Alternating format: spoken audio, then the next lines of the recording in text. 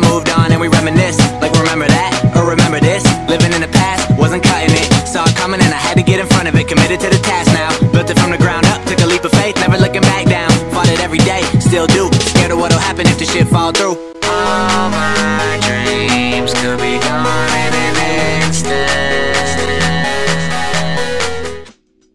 Andrew Wiggins versus Jabari Parker. Everyone talks about them, the top college prospects projected to go first overall in the upcoming draft. Personally, I wouldn't mind seeing Jabari Parker stay 2 years at Duke instead of going straight into the NBA and getting them checks, but it is what it is. If he wants to become a Rudy Gay type player, let him do that. If he wants to become a Carmelo Anthony type player, let him do that. Those are just minor little comparisons. He's his own player, and he'll probably show that in the NBA when he gets there. But since that faithful draft night day has not yet come upon us, why not make it happen in NBA 2K14?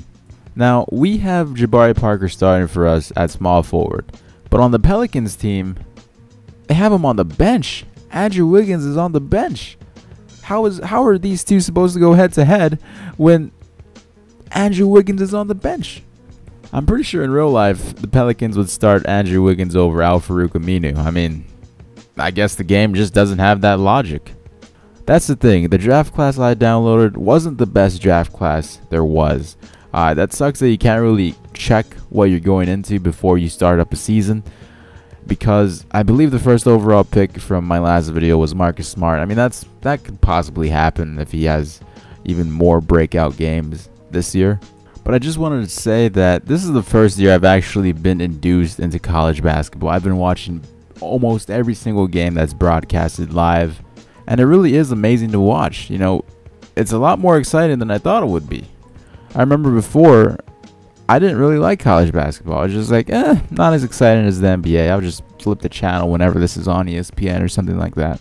But last year especially is when I started watching it during the NCAA tournament. And now this year I'm watching basically every game that's on ESPN.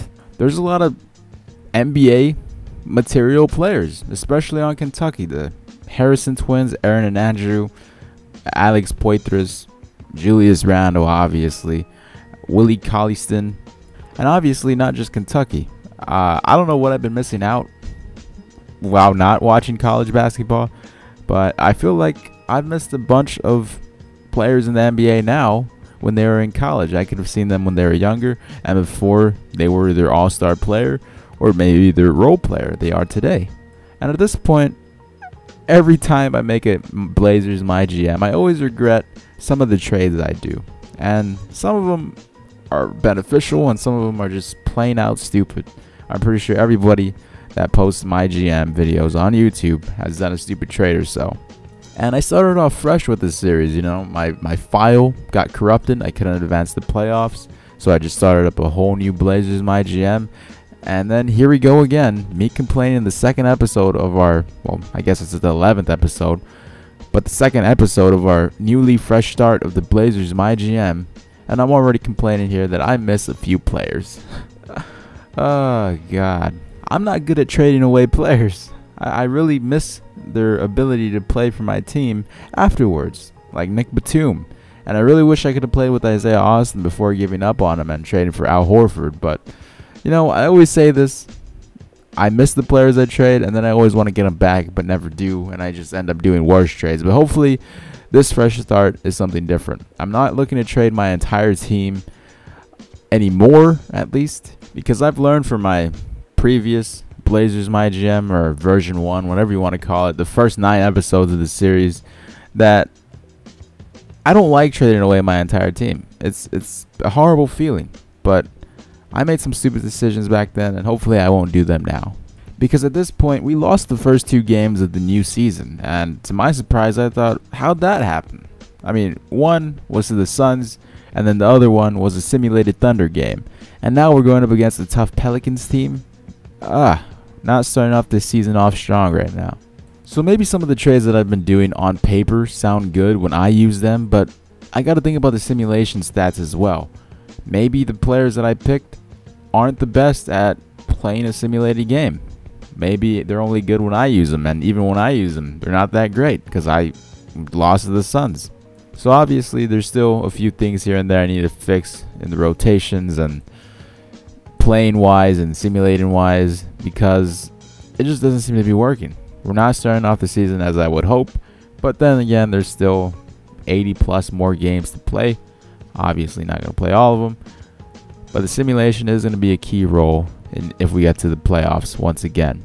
Pretty sure we will, but you never know what could happen. There might be an injury to a star player, and that could cause our downfall to make some trades.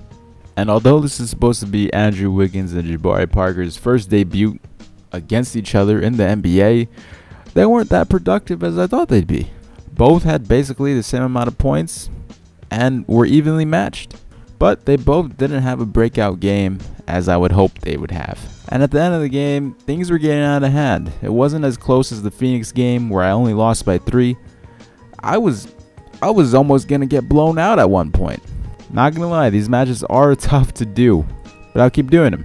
And as for the rest of the season, I don't know how many episodes I should do before the trade deadline or when the playoff starts, but I will be trying to get into matches that have key role guys, or not key role guys, but key prospects such as Marcus Smart, Dante Exum, Harrison Twins, Joel Embiid.